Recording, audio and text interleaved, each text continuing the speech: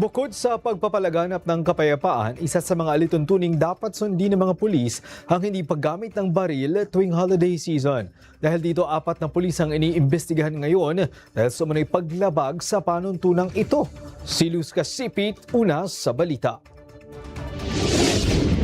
Iniimbestigahan na ng Philippine National Police ang 4 na pulis na umano'y sangkot sa pagpapaputok ng baril sa kasagsagan ng holiday season.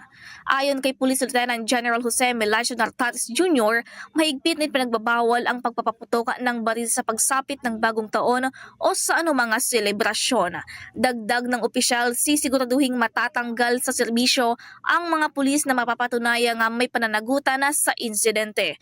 Malinaw din ang utos sa lahat ng pulis na panatilihin ang disiplina at tutukan ang tungkulin ng pagpapanatilian ng kapayapaan at kaayusan. Nakasaad sa panuntunan na ang sinumang lumabag ay maaaring masibak sa serbisyo at kasuhan sa korte. Samantala, nagsasagawa pa ng follow-up operation ang mga otoridad upang matunton ang isang rookie patrolman sa Cagayan de Oro City na hanggang ngayon ay nananatiling nagtatago.